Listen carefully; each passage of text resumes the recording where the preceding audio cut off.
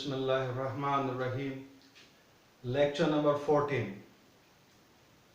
Students,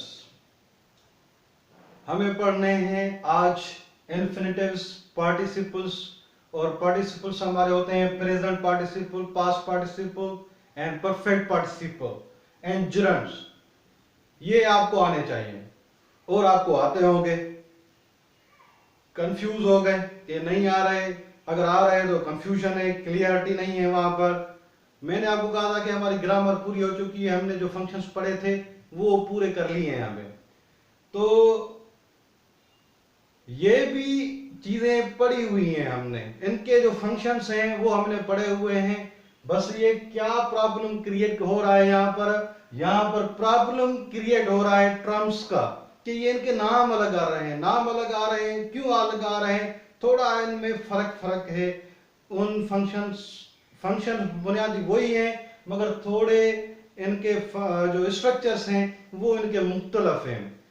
अच्छा, इनको आसान बनाने के लिए ज़हन में रखते हैं, शुरू करते हैं अपना लेक्चर। और इंशाल्लाह ताला आपको इसी लेक्चर में और दूसरे लेक्चर में ये बातें बिल्कुल क्लियर हो जाएंगी कि हैं क्या ये मसले, और हैं भी बिल्कुल आसान। करते हैं कि पहली बात यहां पर ज़हन में रखें, ये सब चीजें या तो आपके वर्ड्स हो सकती हैं, सिंगुलर वर्ड होगा, या ये अगर होगा तो फ्रेज होगा। ग्रुप ऑफ वर्ड होगा तो वो सिर्फ फ्रेज में ही मिलेंगी आपको चीजें, इनके क्लासेस नहीं होते।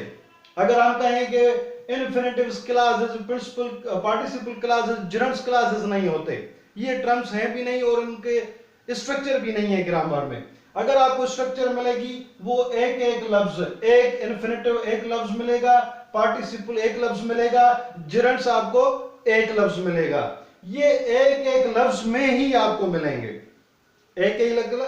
अगर ग्रुप में मिलेंगे तो वो फ्रेजेस ही होंगे और फ्रेज क्लास नहीं होंगे। इसका मतलब अगर ये चीजें होंगी तो ये फ्रेज ही होंगी, और फ्रेज में क्या नहीं होता? वर्ब नहीं होता, जो सब्जेक्ट के बारे में आपको 5 चीजों में से कोई एक चीज बता रहा होता है और टाइम शो कर रहा होता है, वो वर्ब नहीं होगा आपको। पहली पॉइंट ध्यान में रख लिया आपने। अब आते हैं आगे। इनको पढ़ने के लिए एक तरीका बिल्कुल आसान, कि मैं इनको सभी को मिला के नाम दे रहा हूं। एक नाम कौन सा दे रहा हूं इनको मैं? वर्बल्स का। और ग्रामर की बुक्स में भी कहीं पर आपको ये बहुत जगहों पर मिलेगा नाम आपको। मैं इन सभी को मिला के कहता हूं वर्बल्स। आप महसूस कर रहे होंगे कि वर्ब लफ्ज इसमें आ रहा है, तो ये वर्ब इसमें अंदर है। इसका मतलब ऐसी चीजें हैं जो वर्ब जैसी हैं, ऐसी चीजें हैं ये जो वर्ब जैसी हैं। तो क्या कॉन्सेप्ट निकला? या चीजें वर्बल होती हैं या वर्बल्स होती हैं, इनमें फर्क क्या होता है? वर्बल्स में, असल में वर्बल्स में बाय फंक्शन वर्ब क्या कर रहा होता है? सब्जेक्ट के बारे में 5 चीजों में से कोई चीज बता रहा होता है और टाइम शो कर रहा होता है। मगर ये चीजें क्या करती हैं? ये सब्जेक्ट के बारे में नहीं बता रही होती, और उसके अलावा ये क्या कर रही होती हैं? ये टाइम शो नहीं कर रही होती। इसका मतलब इन्फिनेटिव्स, पार्टिसिपल और जर्म्स जो सेंटेंसेस में आप पाए जाएंगे वो वर्ड की सूरत में या फ्रेजेस की सूरत में, वो आपको कभी भी टाइम शो नहीं करेंगे। अच्छा, वर्बल में क्या होगा कि असल में बाय फंक्शन ये नाउन होंगे, बाय फंक्शन हमारे नाउन होंगे, या एडजेक्टिव्स होंगे, या एडवर्ब्स होंगे। इसका मतलब इनको पढ़ने के लिए पहले मुझे आपको जो मेरे पहले लेक्चर्स दिए हुए हैं नाउन, एडजेक्टिव और एडवर्ब पे दिए हुए हैं, उनको आपको देखना और समझना बिल्कुल जरूरी है। वो चीजें अगर आपको आ रही हैं तो ये चीजें बिल्कुल मुश्किल नहीं है। मैं अभी आपको चीज बता रहा हूं कि वर्बल और वर्ब में क्या फर्क है। कि वर्बल्स हमारे क्या है? बाय फंक्शन क्या होते हैं? नाउन होते हैं, एडजेक्टिव्स होते हैं, एडवर्ब्स होते हैं।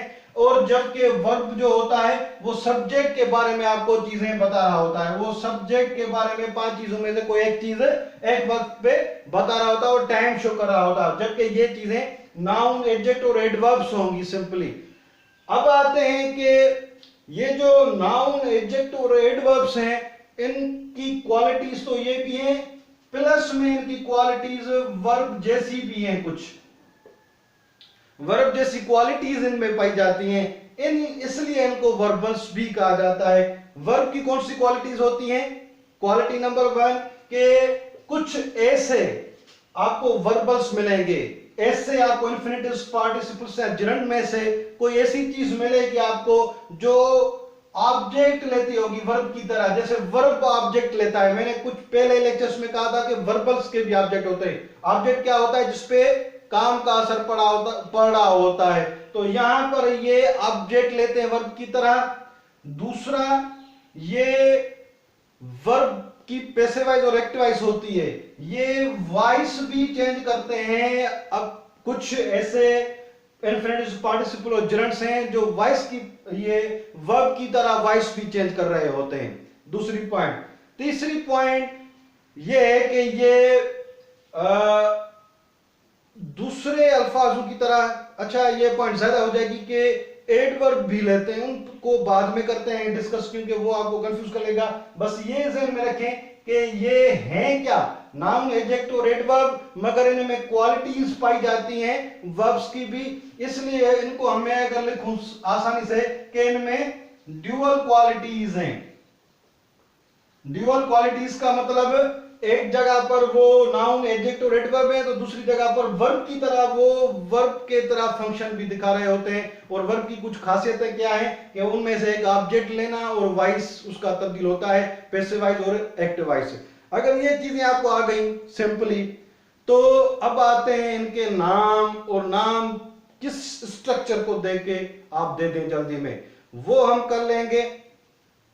तो इंशाअल्लाह ताला आप इन्हीं फ्रेजेस, इन्हीं वर्बल्स को समझ भी जाएंगे और इस्तेमाल करने के लायक भी हो जाएंगे और आइडेंटिफाई भी कर जाएं सेंटेंस में, क्योंकि सेंटेंस में ही हमें चीजें होती हैं, वहां पर आइडेंटिफाई भी कर लेंगे। अब आते हैं इनके नाम कैसे और क्यों नजर आ रहे हैं सामने। उनके नाम, मैंने कहा कि ग्रामर हमने पढ़ लिए, फंक्शंस पढ़ लिए। फंक्शंस कौन से पढ़ लिए हमने? नाउन, एडजेक्टिव, एडवर्ब क्या है, तो ये चीजें हमारी होंगी। तो इन्हीं में से कोई ना कोई चीज होगी, कहां पर क्या नाम दूं, कहां पर इन्फिनिटिव कहूं, कहां पर पार्टिसिपल कहूं, और पार्टिसिपल में कहां पर भी present participle, past participle, perfect participle कहूं, और कहां पर मैं जिरंड कहूं। ये थोड़ी स्ट्रक्चर, बुनियादी स्ट्रक्चर पहले दे रहा हूं, उसके बाद मिसालें।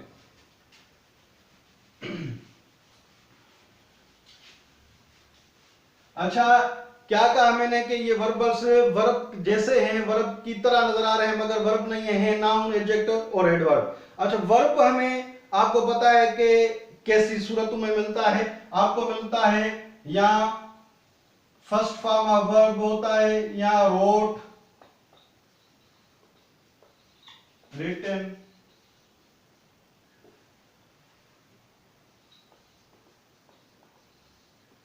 इन सूरतों में।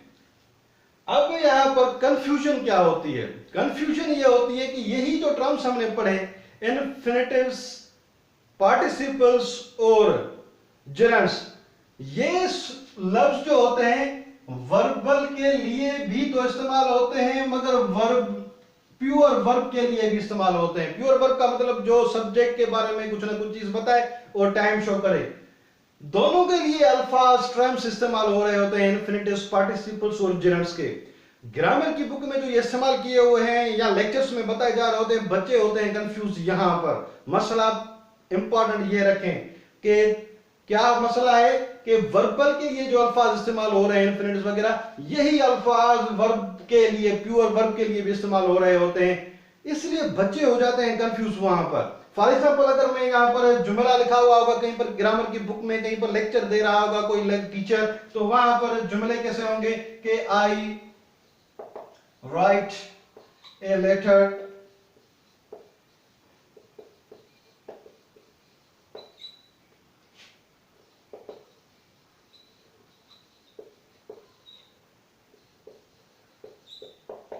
ये देखें, अब तीनों सेंटेंसेस में जो वर्ब है हमारा right, am writing, have written, तीनों में वहां पर ग्रामर की बुक में यहां पर इसके लिए लफ्ज लिखा हुआ होगा कि ये वर्ब इन्फिनिटिव में, और इसके लिए लिखा हुआ जिसके वर्ब के फर्स्ट फॉर्म ऑफ वर्ब के साथ इंग लगा हुआ है उसको वहां पर कहेंगे ये पार्टिसिपल में है, प्रेजेंट पार्टिसिपल में है, ठीक है।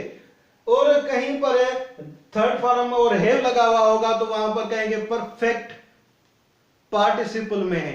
तो वहां पर ये चीजें कंफ्यूज कर रही होती है कि यहां पर वर्ब जो प्योर वर्ब है जो सब्जेक्ट के बारे में बता रहा है उसके लिए भी यही टर्म्स इस्तेमाल हो रहे होते हैं, जबकि वर्बल जो हमारे नाउन एडजेक्टिव और एडवर्ब्स हैं उनके लिए भी यही टर्म्स इस्तेमाल हो रहे हैं। तो ये थोड़ा कंफ्यूजन का पॉइंट है, यहां पर आपको ध्यान में रखना है कि यही टर्म्स यहां पर भी इस्तेमाल हो रहे हैं और यही टर्म्स और नेम्स जो हैं इन यहां वर्बल के लिए भी इस्तेमाल हो रहे हैं, वहां पर कंफ्यूज होने की जरूरत नहीं है। दूसरी बात, वर्ब जो वर्बल होगा वो एक लफ्ज भी मिलेगा आपको और ग्रुप में भी मिलेगा, और अगर ग्रुप होगा तो वो सिर्फ फ्रेज होगा, क्लॉजेस कभी नहीं होगा। अब आते हैं इनके नाम।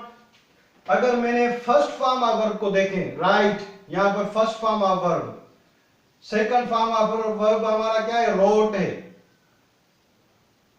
सेकंड फॉर्म ऑफ वर्ब का वर्बल में कोई भी अमल दखल नहीं है। Written third form of verb जब मिलेगा तो उसको क्या कहते हैं कि परफेक्ट में क्या कहते हैं, परफेक्ट पार्टिसिपल है। यहां पार्टिसिपल पास्ट पार्टिसिपल कहते हैं। यहां पर क्या नाम मिलेगा आपको कि पास्ट या परफेक्ट का नाम मिलेगा आपको, और इंग लगा हुआ होगा तो वहां पर जरंड भी कहा जाता है इनको, और प्रेजेंट पार्टिसिपल भी कहते हैं। जरंड या present participle first form of verb मिले आपको और वहां पर इंग लगा हुआ हो तो उसको हम क्या कहेंगे, या नाम मिलेगा आपको ग्रामर की दुनिया में पार्टिसिपल, प्रेजेंट पार्टिसिपल या जरंड मिलेगा आपको। ये नाम कंफ्यूज कर रहे होते हैं। इन नामों को आसान करके मैं यहां पर लिख रहा हूं। अगर आपको फर्स्ट फॉर्म ऑफ वर्ब हो उसके साथ टू लगा हुआ हो या ना लगा हुआ हो, टू लगा हुआ हो या ना लगा हुआ हो, हम उसको कहते हैं इन्फिनेटिव। उसको क्या कहा, इन्फिनेटिव कहा हमने। अगर फर्स्ट फॉर्म ऑफ वर्ब हो और उसके साथ इंग लगा हुआ हो, फर्स्ट फॉर्म ऑफ वर्ब हो और उसके साथ इंग लगा हुआ हो, तो वो दो चीजें हो सकती हैं, या तो वो जर्नड होगा या वो प्रेजेंट पार्टिसिपल होगा।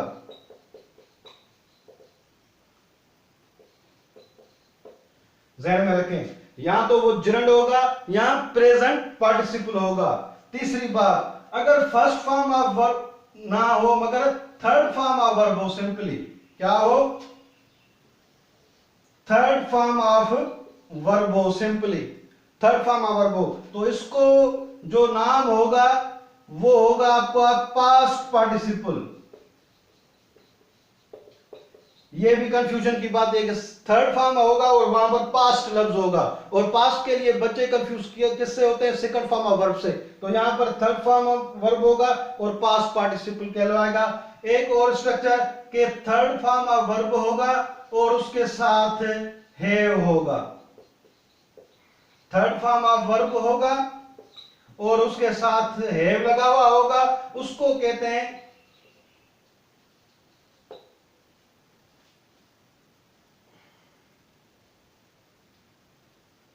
उसके साथ हैविंग होगा, सॉरी, ठीक है। तो हैविंग और थर्ड फॉर्म उसको कहते हैं परफेक्ट पार्टिसिपल। अच्छा, फर्स्ट फॉर्म ऑफ वर्ब उसके साथ टू लगा हुआ हो या ना हो लगा हुआ हो तो उसको इन्फिनेटिव कहेंगे। फर्स्ट फॉर्म ऑफ वर्ब उसके साथ इंग लगा हुआ हो वो या तो जर्नड होगा या प्रेजेंट पार्टिसिपल होगा। थर्ड फॉर्म ऑफ वर्ब हो सिंपली उसको पास्ट पार्टिसिपल कहेंगे, और having plus third form of verb हो तो उसको परफेक्ट पार्टिसिपल कहेंगे। नाम आ गए, आपको नाम आ गए, तो अब इनको पढ़ने होंगे क्या कि जर्नड कहां पर जर्नड कहेंगे, प्रेजेंट पार्टिसिपल कहां कहेंगे, इन्फिनेटिव कहां नाम देंगे, पास्ट पार्टिसिपल कहां नाम देंगे, परफेक्ट पार्टिसिपल कहां पर नाम देंगे। बस अब आते हैं ये नाम किनको देंगे, ये हम नाम देंगे उनके फंक्शंस को। नाउन के, एडजेक्टिव्स के और एडवर्ब के। तो इनको मैं एक और टेबल में लेके आसान करके लिख के इस लेक्चर को पूरा कर रहा हूं, फिर दूसरे लेक्चर में इनकी मिसालें देके उनको डिस्कस करेंगे। पहला, अगर आपको इन्फिनेटिव होगा तो वो आपको नाउन भी मिलेगा, नाउन की सूरत में भी मिलेगा, एडजेक्टिव की सूरत में भी मिलेगा और एडवर्ब की सूरत में भी मिलेगा। अगर प्रेजेंट पार्टिसिपल हो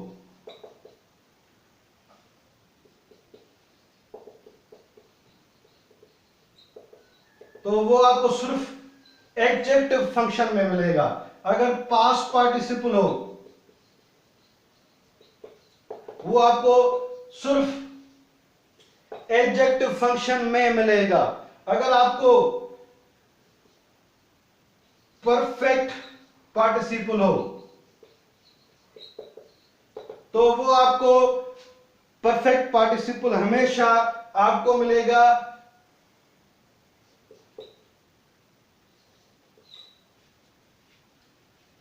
एडवर्ब की सूरत में। बाकी रहा आपका क्या, जेरंड। आपको जेरंड जब भी मिलेगा वो सिर्फ नाउन का फंक्शन दिखाते हुए मिलेगा। आपको क्या मिलेगा, नाउन का फंक्शन दिखाते हुए मिलेगा। अब आते हैं कि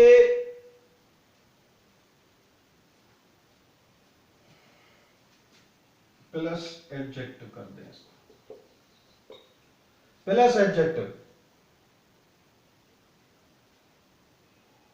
ठीक है, अब आते हैं कि इनके मिसालें पढ़ें और इनको डिस्कस करते हैं नेक्स्ट लेक्चर में।